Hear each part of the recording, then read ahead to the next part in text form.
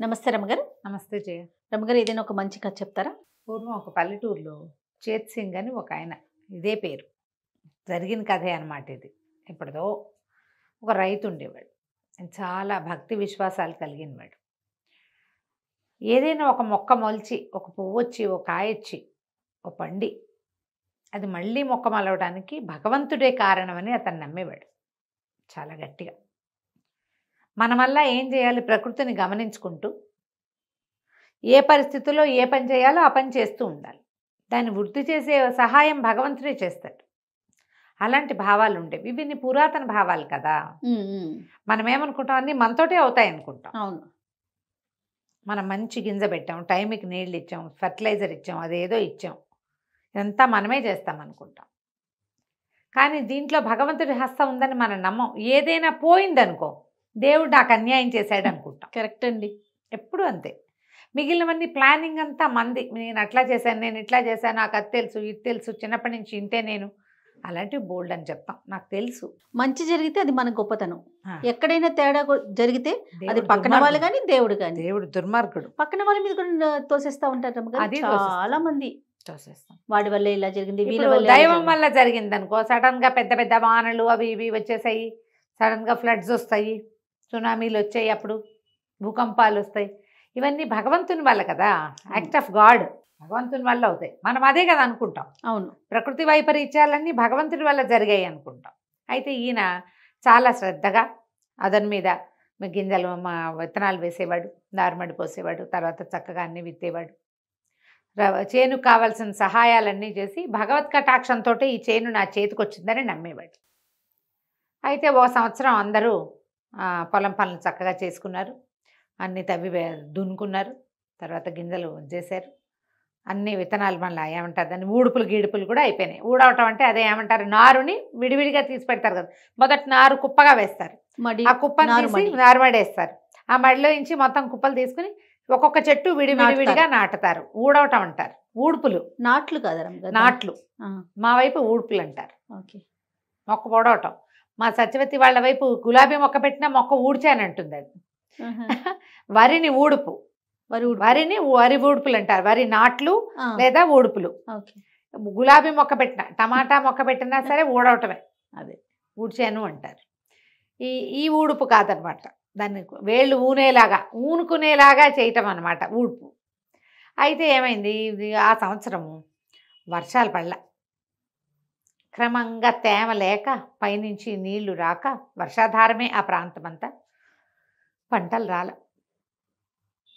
సరే ఏం చేశారు, జనమంతా జాగ్రత్త పడ్డారు. ముందు సంవత్సరం ఒడ్లే విసురున వాడేయకుండా కొంచెం జాగ్రత్త చేసుకున్నారు. ఏమిటో రెండో పంటకు కూడా వాన రాలేదు. రాకపోయేసరికల్లా జనాలు బెదిరిపోయారు. జ్యోతిష్కుల్ని, కార్తాంతికుల్ని, వాళ్ళని వీళ్ళని, ఖగోళ శాస్త్రజ్ఞుల్ని, కొంతమంది భూతత్వాన్ని గ్రహించే వాళ్ళని అందరితోటి మాట్లాడించి ఏం తెలుసుకున్నారంటే, మనకి కరువు రాబోతోంది, క్షామం వచ్చేసింది ఇక్కడ, అంటే నీరు లేదు, వాన రాదు. అక్కడి నుంచి ఇంకో జ్యోతిష్కులు, పెద్ద పెద్ద వాళ్ళు, పై దేశాల నుంచి వాళ్ళు వచ్చి 7 సంవత్సరాల పాటు ఇక్కడ వానలు పడవు అని నిర్ధారించారు. జనం బెంబేలెత్తిపోయారు. ఏం తింటాం, అసలు ఏం చేస్తాం, ఊళ్ళో ఉండి గొడ్డు గోదావనే, వాటి గడ్డి గాదం వద్దు, కావాలిగా. ఓ ఏడాది ఎండుగడ్డి ఆ గడ్డి తోటి మేనేజ్ చేస్తారు. 3వ ఏడుకి అయ్యేసరికల్లా మీకు జనుము కానీ వరి కానీ ఎక్కడి నుంచి వస్తే, పండితే ఎండుగడ్డి వస్తుంది, పండకపోతే పచ్చిగడ్డి లేదు, ఎండుగడ్డి లేదు. బయట దేశాల నుంచి కొనుక్కోగలిగే సత్తా రైతులకి, బక్క వాళ్ళకి ఏముంటుంది పాపం. గొడ్డు గోదా క్షీణించిపోయినాయి. దాంతో ప్రజలంతా పై ఊళ్ళకి వెళ్ళిపోవటం మొదలుపెట్టారు. ఈ ప్రాంతాన్ని వదిలిపెట్టి, కరువు ప్రాంతం దీన్ని వదిలేసి పై ఊళ్ళకి. ఇప్పుడు మన దగ్గర కూడా అంతే కదా, భీవండి నుంచి అక్కడి నుంచి ఇక్కడి నుంచి పైకి వెళ్ళిపోయి చాలామంది ఉన్నారు కదా కరువు ప్రాంతం నుంచి. మన తెలుగు రాష్ట్రాల్లో కూడా కరువు ప్రాంతాలు ఉన్నాయి. అక్కడ ఏమి నీళ్ళు రావు, ఏం పండవు, పండించలేరు, వేస్ట్ అయిపోతుంది శ్రమ అంతా. కాకపోతే మన చేత్ సింగ్ మాత్రం పొలం ఎప్పటికప్పుడు పదును చేసి పెట్టుకునేవాడు. గట్టి పడిపోతే ఓ రోజు పొద్దున్నే పోయి పాత గింజలు దాచుకుని కొద్దిగా ఇంతంత అన్నాలు వండుకోకుండా రోజు గంజే కాచుకునేవాళ్ళు. పొలం వెళ్ళి పనిచేసేవాడు, ప్రతిరోజు చేసేవాడు. మధ్యలో ఏ ఒక రోజు అర రోజు ఊరుకునేవాడు, కానీ మళ్ళీ వెళ్ళి పొలం అంతా సక్రమంగా గట్లు సరి చేసుకోవటము, పొలం అంతా దున్ని తవ్వి మట్టిని మెత్తగా చేయటానికే ప్రయత్నం చేస్తూ ఉండేవాడు. ఊళ్ళో వాళ్ళు ఇది 5-6 చెప్పారు, ఎందుకు వచ్చిన పనిరా, మేమందరం కూలి పనులకి వెళ్ళిపోతున్నాం పై రాష్ట్రాలకి, మాతో వచ్చేసి అంటే అతను వెళ్ళల. చిన్నపిల్లలు అతనికి, ఆ పిల్లల్ని వదిలిపెట్టి అతను వెళ్ళేది లేదు, పిల్లలు అతన్ని వదిలిపెట్టి బయటికి వెళ్ళిపోయేది లేదు. ఇంట్లో వాళ్ళ అమ్మ నాన్న ఉంటే వాళ్ళ చెల్లెలు వచ్చి తన ఊరికి తీసుకుపోయింది. ముసలి వాళ్ళు మీతో పాటు ఏముంటారు, ఏదో కలో గంజో మాతో తాగుతారులే, ఉన్న ఒడ్లు కాచుకుని తాగండి మీరు అని. ఇతను అట్లాగే చేస్తూ ఉండేవాడు. ఏదో చిన్న కాలువ ఉండేది, ఆ కాలువతో నుంచి మంచినీళ్ళు తెచ్చుకునేవాళ్ళు, ఎప్పటికప్పుడు కాలువ పూడికి తీసుకునేవాళ్ళు ఉన్నవాళ్ళు. అయితే ఇలాగా 4 సంవత్సరాలు, 3 ఏళ్ళు అయింది, 4వ ఏడు వచ్చింది. మొదటి 2 ఏళ్ళు వీళ్ళకి తెలుసు, తర్వాత 1 సంవత్సరం పూర్తి డ్రై. 4వ సంవత్సరం ఇతను పొలం దున్నుతుంటే ఒక దారే పోయే దానయ్య కనపడ్డాడు. కనపడి అడిగాడు, ఎందుకయ్యా ఈ దున్నుడు వృధా కదా, 7 ఏళ్ల దాకా వానలు రావు, ఇది 4వ సంవత్సరం, ఇంకా 3 ఏళ్ల దాకా ఇంతేను, వేస్ట్ కదా ఈ పని, ఈ శ్రమ అంతా నువ్వు ఏ పట్టణంలోనో ఇంకో పక్కనున్న పల్లెల్లోకో పోతే శుభ్రంగా చెయ్యి కాలు కూడతాయి కదా, పొట్ట నిండా అన్నం వస్తుంది నీకు నీ కుటుంబానికి, అవునా కాదా అన్నాడు. అంటే చేత్ చెప్పాడు, అవునేమో బాబు, ఈ 7 సంవత్సరాల కథ నేను కూడా విన్నా, కానీ వదిలేస్తే నా నేలకి పదును పోతుంది, నా ఒంటికి అలవాటు పోతుంది. 7 ఏళ్ల తర్వాత వాన వస్తుంది అనుకోండి, అప్పటికి నాకు పొలం దున్నటమే రాదు, మర్చిపోతాను నేను, శారీరక శ్రమ నాకు అలవాటు ఉండదు. ఇప్పుడు శ్రమ అంటే ఆ ఊరు వెళ్ళి బస్తాలు మోసాను అనుకోండి, నాకు అదే వస్తుంది. ఇక్కడ నేను చేయాల్సిన పని ఏమిటి, పొద్దున్నే లేవడం, కట్టడం, ఎడ్లు లేవు, నేనే దున్నుకుంటా. ఈ పని చేస్తూ ఉంటేనే ఇది అలవాటుగా ఉంటుంది, కానీ వేరే పనిలోకి వెళ్తే ఈ పని ఎవరు చేస్తారు, నా బదులు రైతు పని రైతే కాదా చేయాలి. 7 ఏళ్ల తర్వాత భగవంతుడు కరుణించి వానలు కనుక కురిపిస్తే మేమందరం అలవాటు తప్పించుకుని ఉంచుకుంటాం కదా. ఆ ఊరు మొత్తం మీద ఒక చేత్ సింగ్ ఒక్కడే వెళ్ళేవాడు అక్కడికి, అతను ఒక్కడే దున్నేవాడు. ఇది నేను చెప్తుంటే నీకు ఒకటి గుర్తొస్తోందా? బహుశా ఈ కథ నుంచే వాళ్ళని తీసుకున్నారు. ఏంటి రమ్మగారు, నీకు గుర్తు కూడా రాలేదు? గుర్తు రాలేదు రమ్మగారు. ప్రజలకు గుర్తొస్తుంది. ఊళ్ళో అందరూ పని మానేసిన ఒకడు మాత్రం మాండు, వీడు పని వీడు చేసుకుంటూ ఉంటాడు. ఆ పొలం మాత్రం చక్కగా ఉంటుంది, మిగిలిన అన్ని చవుడు పట్టిపోయి దాళ్ళుగా అయిపోయినాయి. ఇతని పొలం మాత్రం మృదువుగా ఉంది మట్టి. ఈ మట్టికి మృదువుగా ఉండటం అలవాటు తప్పిపోతుంది, నా ఒంటికి ఈ పని చేయటం అలవాటు తప్పిపోతుంది. తర్వాత వాన వస్తే అప్పుడు చేస్తానంటే దాన్ని స్వాధీనపరచగలనా నేను? అందుకని నా అలవాటు ఉంచుకున్న, భూమికి అలవాటు ఉంచుకున్న, దేవుడు ఎప్పుడు కరుణిస్తే అప్పుడే పంట పండుతుంది.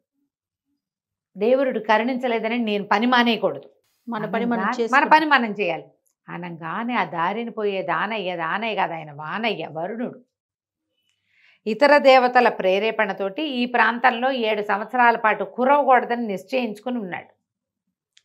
తను వదిలేసిన ప్రాంతం ఎలా ఉందో చూడడానికి దారిని పోయే దానయ్య వేషంలో వచ్చాడు. ఆయన ఆశ్చర్యపోయాడు. ఎవడి పని వాడు చేయాలంటే, వీడి పని వీడు చేస్తుంటే నా పని నేను చెయ్యొద్దు, చేయాల్సిందే కదా, చేయాల్సిందేనని ఆయన పైకి వెళ్ళిపోయి వెంటనే వాన కురిపించేసాడు. ఏ సీజన్లోనూ వాన పడకుండా లేదట ఆ రాష్ట్రంలో. ఇక అక్కడి నుంచి వాన పడేసరికలు పదును మీద ఉంది ఇతనికి పొలం, ఆల్రెడీ తవ్వి పెట్టి ఉన్నాడుగా. చక్కగా గింజలు పై ఊళ్ళకి వెళ్ళి గింజలు తెచ్చుకున్నారు. వీళ్ళ దగ్గర గింజలు ఏం లేవన్నీ పోయినాయి, వీటి పని అయిపోయింది, చల్లేసుకున్నారు.